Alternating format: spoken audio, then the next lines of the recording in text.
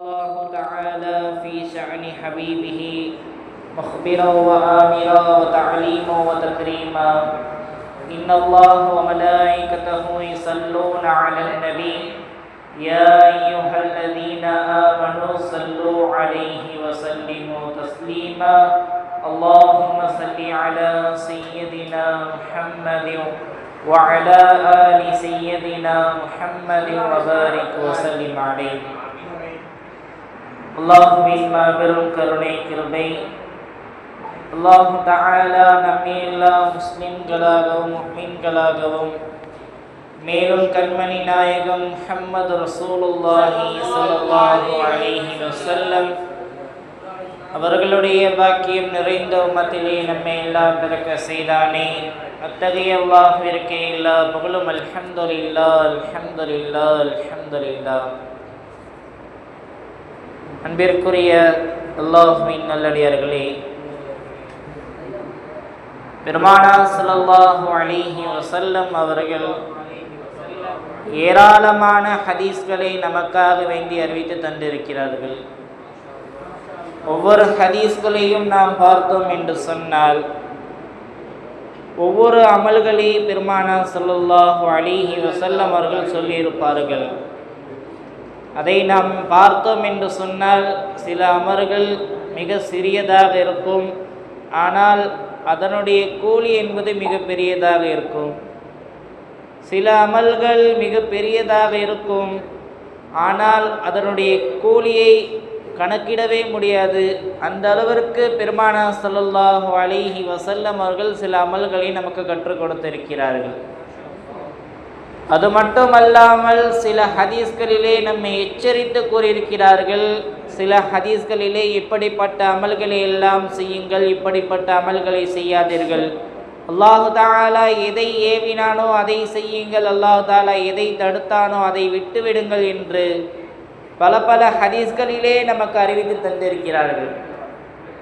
அந்த ஹதீஸ்களை எல்லாம் யாருக்காக அறிவித்தார்கள், எதற்காக அறிவித்தார்கள், சஹாபாக்கள் எதற்காக வேண்டி அதை கோர்வை செய்தார்கள் என்பதை நாம் சிந்தித்து பார்க்க வேண்டும். தன்னுடைய உம்மத்தினர்கள் அதை கொண்டு பிரயோஜனம் பெற வேண்டும் என்பதற்காக வேண்டித்தான் பெருமானார் ஸல்லல்லாஹு அலைஹி வஸல்லம் அவர்கள் தன்னுடைய வாழ்க்கையில் என்னென்ன நடந்ததோ, தன்னுடைய வாழ்க்கையில் எதையெல்லாம் செய்தார்களோ, தன்னுடைய வாழ்க்கையில் எதையெல்லாம் நீங்கள் செய்யுங்கள் என்று ஏவினார்களோ அதையெல்லாம் சஹாபாக்கள் ஒரு நூல் வடிவமாக அமைத்து நமக்கு தந்திருக்கிறார்கள். எதற்காக வேண்டி தந்திருக்கிறார்கள்?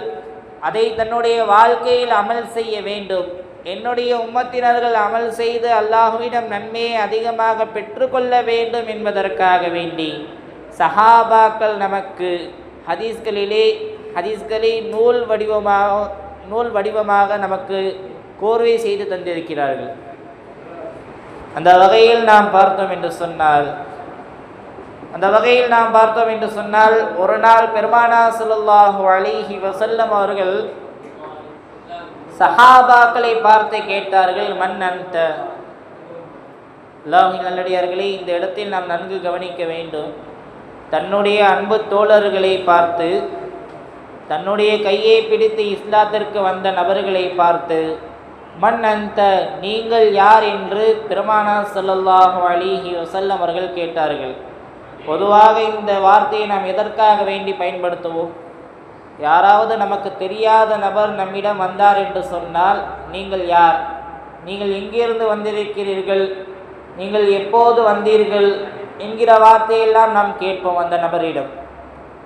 நமக்கு தெரிந்த நபரை பார்த்து இதை நாம் கேட்போமா? நீங்கள் யார், நீங்கள் எப்போது வந்தீர்கள், எதற்காக வேண்டி வந்தீர்கள் என்று கேட்போமா? ஆனால் பெருமானார் ஸல்லல்லாஹு அலைஹி வஸல்லம் அவர்கள் தன்னுடைய கையை பற்றி பிடித்து முஸ்லிமான சஹாபாக்களை பார்த்து, தன்னுடைய உயிருக்கு உயிரான தோழர்களை பார்த்து பெருமானார் ஸல்லல்லாஹு அலைஹி வஸல்லம் அவர்கள் கேட்டார்கள், மன் அன்த, நீங்கள் யார் என்று கேட்டார்கள். உடனே சஹாபாக்கள் பதில் சொன்னார்கள், யா ரசூலல்லாஹ், யா ரசூலல்லாஹ், நாங்கள் முஃமின்கள் என்று சொன்னார்கள். எந்த ஒரு யோசனையுமே இல்லை. யா ரசூலல்லாஹ், உங்களுடைய தோழர்கள் என்று சொல்லவில்லை, மாறாக எப்படி சொன்னார்கள், நாங்கள் முஃமின்கள் என்று சொன்னார்கள். நாங்கள் முஃமின்கள் என்று சொன்னார்கள். பெருமானார் ஸல்லல்லாஹு அலைஹி வஸல்லம் அவர்கள் கேட்டார்கள், நீங்கள் எதை ஆதாரமாக வைத்து உங்களை முஃமின்கள் என்று நீங்கள் சொல்கிறீர்கள்? எதை நீங்கள் ஆதாரமாக வைத்து நீங்கள் சொல்கிறீர்கள்? நாங்கள் முஃமின்கள் என்று நீங்கள் எப்படி சொல்கிறீர்கள் என்று சொன்னவுடன் சஹாபாக்கள் சொன்னார்கள், யா ரசூலல்லாஹ், யா ரசூலல்லாஹ், எங்களிடம் 3 அமல்கள் இருக்கிறது யா ரசூலல்லாஹ். 3 விஷயத்தை எங்களுடைய வாழ்க்கையில் நாங்கள் கடைபிடிக்கிறோம். அந்த 3 விஷயத்தை ஆதாரமாக வைத்துத்தான் நாங்கள் முஃமின்கள் என்று சொல்கிறோம் என்று சஹாபாக்கள் பெருமானார் ஸல்லல்லாஹு அலைஹி வஸல்லம் அவர்களிடம் சொன்னார்கள். அது என்ன 3 விஷயம்? அது என்ன 3 விஷயம்? சஹாபாக்கள் பெருமானார் ஸல்லல்லாஹு அலைஹி வஸல்லம் அவர்களிடம் சொன்னார்கள், நஸ்பிரு அலல் பலா, நஸ்பிரு அலல் பலா வ நஷ்குரு அலர் ரஹா வ நர்லா பில் கலா. இந்த 3 விஷயத்தையும் எங்களுடைய வாழ்க்கையில் நாங்கள் கடைபிடிக்கிறோம் யா ரசூலல்லாஹ் என்று சஹாபாக்கள் பெருமானார் ஸல்லல்லாஹு அலைஹி வஸல்லம் அவர்களிடம் கூறும்பொழுது கண்மணி நாயகம் முஹம்மது ரசூலுல்லாஹி ஸல்லல்லாஹு அலைஹி வஸல்லம் அவர்கள் கூறினார்கள், அன்துமுல் முஃமினூன வ ரப்பில் கஅபா, கஅபாவுடைய ரப்பின் மீது சத்தியமாக நீங்கள் உண்மையான முஃமின்கள் என்று சொன்னார்கள். எப்படிப்பட்ட வார்த்தையை பயன்படுத்துகிறார்கள் என்பதை நாம் பார்க்க வேண்டும். கஅபாவுடைய ரப்பின் மீது சத்தியமாக நீங்கள் நிச்சயமாக முஃமின்கள் தான் என்று சஹாபாக்களை பார்த்து பெருமானார் ஸல்லல்லாஹு அலைஹி வஸல்லம் அவர்கள் சொன்னார்கள். அப்படி என்னங்க 3 விஷயத்தை தன்னுடைய வாழ்க்கையில் செய்தார்கள் சஹாபாக்கள்? அல்லாஹ்வின் நல்லடியார்களே, ஒரு விஷயத்தை இந்த ஹதீஸின் மூலமாக நாம் தெரிந்து கொள்ள வேண்டும். நாம் எல்லாம் என்ன நினைத்து கொண்டிருக்கிறோம்? முஸ்லீம் என்பதும் முஃமின் என்பதும் ஒரே அர்த்தத்தை கொண்ட வார்த்தை தான் என்பதை நாம் நினைத்து கொண்டிருக்கிறோம். முஸ்லீம் என்றாலும் முஃமின் என்றாலும் ஒன்று தான் என்பதை நாம் நினைத்து கொண்டிருக்கிறோம். அப்படி அல்ல விஷயம். ஏனென்று சொன்னால் சஹாபாக்கள் பெருமானார் ஸல்லல்லாஹு அலைஹி வஸல்லம் அவர்களுடைய கையை பிடித்து எப்பொழுதோ முஸ்லீமாகி விட்டார்கள். இதற்காக வேண்டி நீங்கள் யார் என்று கேட்கவுடன் நாங்கள் முஃமின்கள், எதை வைத்து நீங்கள் முஃமின்கள் என்று சொல்கிறீர்கள்? இந்த 3 விஷயத்தை நாங்கள் செய்கிறோம், அதனால் தான் நாங்கள் முஃமின்கள் என்று சொல்கிறோம் என்று சொன்னவுடன் பெருமானார் ஸல்லல்லாஹு அலைஹி வஸல்லம் அவர்கள் சொன்னார்கள், கஅபாவுடைய ரப்பின் மீது சத்தியமாக நீங்கள் உண்மையான முஃமின்கள் என்று சொல்லியிருக்கிறார்கள் என்று சொன்னால் முஸ்லிம் என்பது வேறு, முஃமின் என்பது வேறு என்பதை நாம் புரிந்து கொள்ள வேண்டும். ஒரு மனிதர் லா இலாஹ இல்லல்லாஹ் முஹம்மது ரசூலுல்லாஹ் என்கிற கலிமாவை சொல்லிவிட்டான் என்று சொன்னால், என்கிற கலிமாவை தன்னுடைய நாவாலும் தன்னுடைய மனதாலும் உறுதிப்படுத்தி விட்டான் என்று சொன்னால் அவன் முஸ்லீமாக ஆகிவிடுவான். எப்போது முஃமினாக ஆகுவான்? அல்லாஹு தஆலா எதையெல்லாம் ஏவினானோ அதையெல்லாம் தன்னுடைய வாழ்க்கையில் எப்போது பின்பற்றுகிறானோ, அல்லாஹு தஆலா எதையெல்லாம் தடுத்தானோ அப்படிப்பட்ட விஷயத்தை விட்டும் யார் பாதுகாத்து தன்னுடைய வாழ்க்கையை அமைத்து கொள்கிறானோ, அல்லாஹும் ரசூலும் எதை செய்யுங்கள் எதை செய்ய வேண்டாம் என்று தடுத்தார்களோ அதையெல்லாம் தன்னுடைய வாழ்க்கையில் எவன் பேணுதலாக இருக்கிறாரோ அவர்தான் உண்மையான முஃமின் என்பதை நாம் புரிந்து கொள்ள வேண்டும். அவர்தான் உண்மையான முஃமின் என்பதை நாம் புரிந்து கொள்ள வேண்டும். எந்த அளவிற்கு என்று சொன்னால் பெருமானார் ஸல்லல்லாஹு அலைஹி வஸல்லம் அவர்களை பார்ப்பதற்காக வேண்டி பனு அஸத் இப்னு ஹுஸைமா என்கிற கூட்டத்தினர்கள் வந்தார்கள். வந்து கேட்கிறார்கள், யா ரசூலல்லாஹ், யா ரசூலல்லாஹ், நாங்கள் ஈமான் கொண்டு விட்டோம், நாங்கள் முஃமினாக ஆகிவிட்டோம் என்று சொன்னவுடன் அல்லாஹு தஆலா ஒரு ஆயத்தை இறக்குகிறான். காலத்தில் அராபு ஆமன்னா, காட்டுவாசிகள் அராபிகள் ஈமான் என்றால் என்ன என்பது தெரியாமல் நாங்கள் ஈமான் கொண்டு விட்டோம், நாங்கள் முஃமினாக ஆகிவிட்டோம் என்று சொல்கிறார்கள். யா ரசூலல்லாஹ், குல், நீங்கள் கூறுங்கள், லம் துஅ்மினு, நீங்கள் ஈமான் கொள்ளவில்லை என்று நீங்கள் கூறுங்கள் யா ரசூலல்லாஹ். நீங்கள் ஈமான் கொள்ளவில்லை என்று நீங்கள் சொல்லுங்கள் யா ரசூலல்லாஹ். வலாக்கின் கூலு அஸ்லம்னா, நாங்கள் முஸ்லீமாக வேண்டுமானால் இருக்கிறோம் என்று சொல்லுங்கள், முஃமின் என்கிற வார்த்தையை நீங்கள் சொல்லாதீர்கள் என்று பனு அஸத் இப்னு ஹுஸைமா என்கிற கூட்டத்தினர்கள் சொன்னவுடன் அல்லாஹ் தஆலா ஆயத்தை இறக்குகிறான்.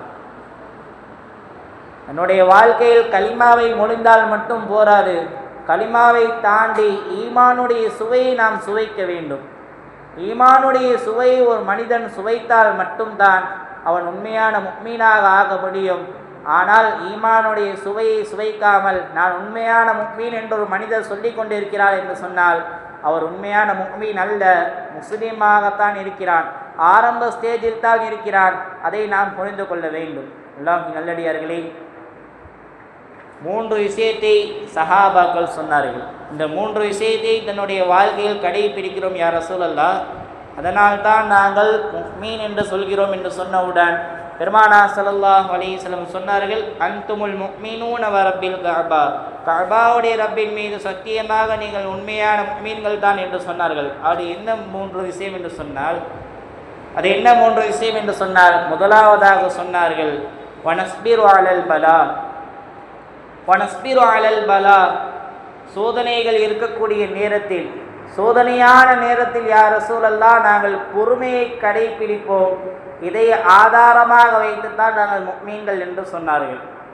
அல்லாஹ்வின் நல்லடியார்களே, சோதனையாக இருக்கக்கூடிய நிலைமையில் பொறுமை என்பது வருகிறது அல்லவா, அது அல்லாஹ் தஆலா கொடுத்த மிகப்பெரிய ஒரு நிஅமத் என்பதை நாம் புரிந்து கொள்ள வேண்டும். அல்லாஹ் தஆலா கொடுத்த மிகப்பெரிய நிஅமத் என்பதை நாம் புரிந்து கொள்ள வேண்டும். சோதனையை நிறைந்த வாழ்க்கையிலே இருக்கும் பொழுது நாம் என்ன செய்கிறோம் என்பது நமக்கே தெரியாது. எந்த அளவிற்கு என்று சொன்னால், சமீப காலமாக நாம் கேள்விப்படக்கூடிய விஷயம்தான், நம்முடைய காதில் கேட்கக்கூடிய விஷயம்தான், அல்லாஹ்வையே திட்டுகிறார்கள். ஒரு சோதனை ரப்பிடம் இருந்து வந்துவிட்டது என்று சொன்னால் பொறுமையை கடைபிடிக்காமல் அல்லாஹ்வை திட்டக்கூடிய நிறைய நபர்களை நம்முடைய வாழ்க்கையில் கண்டிருக்கிறோம். நிறைய நபர்களை, அல்லாஹ்வை அறியாத நபர்கள் எப்படி திட்டுகிறார்கள், அல்லாஹ்வுக்கு கண் இல்லையா, அல்லாஹ் என்னையெல்லாம் பார்க்க மாட்டானா, 5 வேளை நான் தொழுது கொண்டு இருக்கேன், அவன் 5 வேளை தொழுகவே இல்லை, அவனுக்கு அவன்தான் அல்லாஹ் இருக்கான், ஆனால் என்னையை மட்டும் அல்லாஹ் தான் சோதித்து கொண்டே இருக்கிறானே, இதற்கு மேல் நான் அல்லாஹ்வை தொழ மாட்டேன், அல்லாஹ்வுக்கு கண் இல்லையா, அவன் கேட்க மாட்டானே என்று சோதனையாக இருக்கக்கூடிய நிலைமையில் அல்லாஹ்வே திட்டக்கூடிய நிலைமை என்பது வந்து விடுகிறது. அதனால் சோதனையாக இருக்கக்கூடிய நிலைமையில் பொறுமை என்பது அல்லாஹ் தஆலா கொடுக்கக்கூடிய ஒரு நிஅமத். சோதனையாக இருக்கக்கூடிய நிலைமையில் நாம் பொறுமையை கடைபிடிக்க வேண்டும். அப்படி நாம் சோதனையால நிலைமையை நாம் பொறுமையை கடைபிடித்தோம் என்று சொன்னால் மீனுடைய அடையாளத்தில் நாம் முதலாவதாக நாம் இருக்கிறோம் என்பதை நாம் புரிந்து கொள்ள வேண்டும்.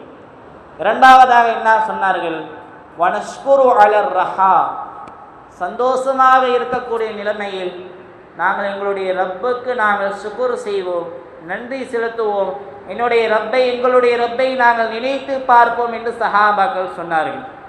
எத்தனை நபர்கள் இன்றைய காலத்தில் இந்த வார்த்தையை பயன்படுத்துகிறார்கள்?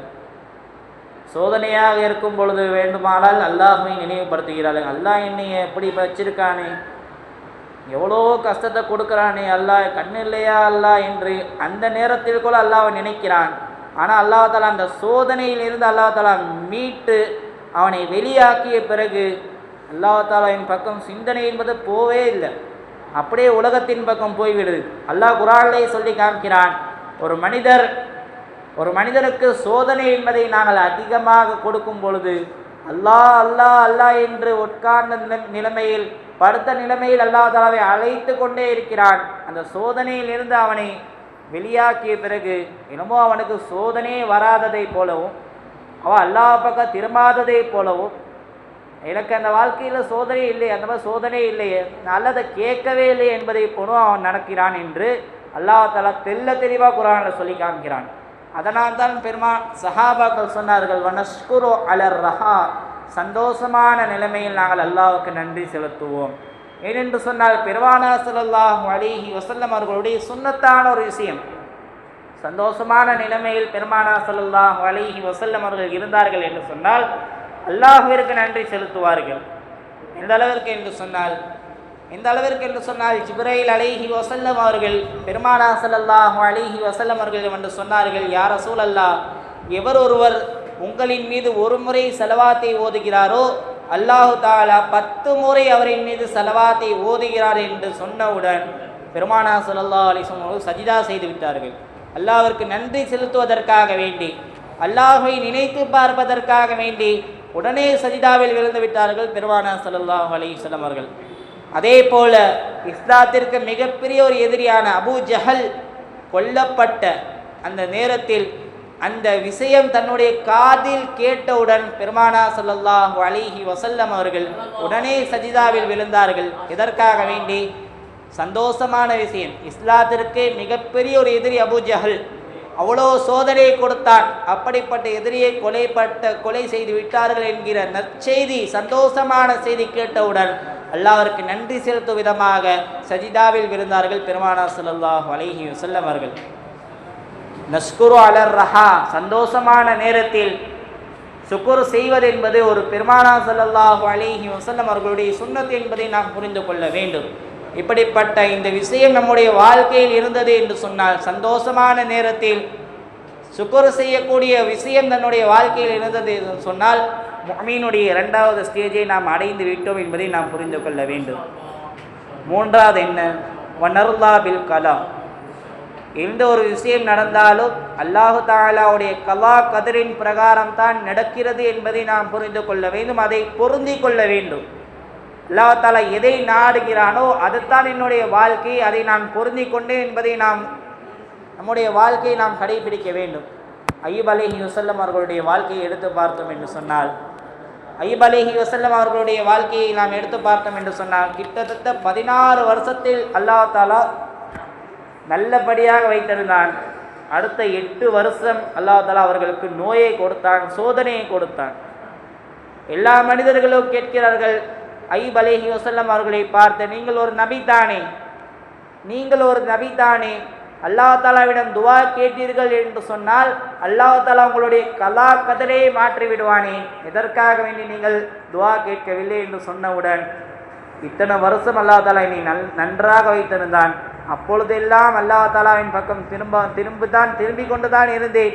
ஆனால் இப்படிப்பட்ட சோதனை வரும்பொழுது அல்லாஹ்வை நான் குறை சொன்னேன் என்று சொன்னால், அல்லாஹ்வை நான் குறை சொன்னேன் என்று சொன்னால் அது உண்மையான அடியானாக ஆக முடியாது என்று சொல்லி, அல்லாஹ் தஆலா எதை கொடுத்தாலோ அதை நான் ஏற்றுக்கொள்வேன் என்கிற மனத்தன்மையுடன் இருந்தார்கள் அய்யூப் அலைஹி வஸல்லம் அவர்கள்.